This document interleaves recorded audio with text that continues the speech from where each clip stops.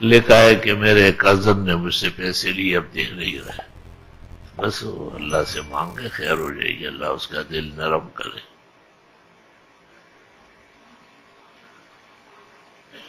لکھا ہے کہ کیا چند لوگ 500 روپے جمع کر کے مہینے کے پورا ہونے پر ان میں سے ایک شخص کو قرآن دادی کے ذریعے مطلب ہے کہ پیسے تو اس کے اپنے ہیں، اس کو وہ پورا کرنا ہوتا ہے، لیکن یہ دستور ہے کہ اکٹھی رقم مل کر کے اس کا کچھ کام ہو جاتا ہے۔ اس کی مثال ایسی ہے جس طرح 50 آدمی اکٹھے ہو جائے اور وہ کہے کہ ہم 1,000 اکٹھا کر کے یہ ساتھی کو دے رہے ہیں، پھر اگلے مہینے دوسرے ساتھی کو دیں گے، اس میں کیا حرج ہے؟ تعاون باہمی ہے، بہت اچھی صورت ہے۔ جب کسی مسلمان میں منافق کی علامت پائی جائے تو اس کو منافق تو نہیں کہیں گے، خطرہ ظاہر کریں گے کہ یہ عملی منافق کہلاتا ہے۔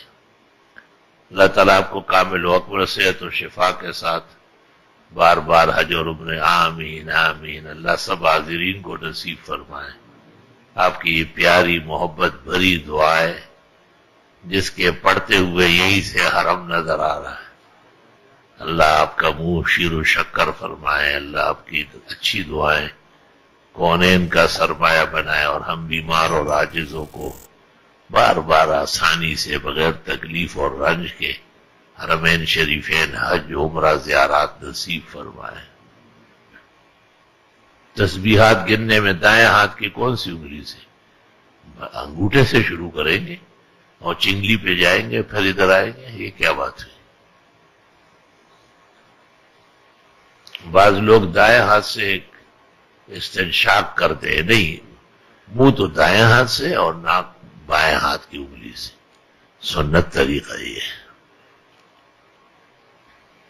عام دن میں قرآن پاک ترجمہ کے ساتھ پڑھنا اور جمعہ کے دن سورہ کاف پڑھنا بہت مناسب اور اچھا عمل ہے، اللہ تعالیٰ نصیب فرمائے۔ حکیم اللہ سابق جامع اعظہ کا فاضل ہوں، گھر میں بہت مسئلے مسائل ہیں، اللہ پاک آسان فرمائے، آمین۔ میں بھی دعا کرتا ہوں۔ سورہ تغابن اہتمام سے پڑھی جائے اور سورۃ یاسین کا اہتمام کیا جائے۔ شروع میں لکھی ہوئی دعا پڑھ لے، پھر ہر مبین پر رک کے دعا پڑھے اور پھر پیچھے پلٹے اور پھر دوسرے مبین پر، پھر پیچھے پلٹے، پھر تیسرے مبین پر۔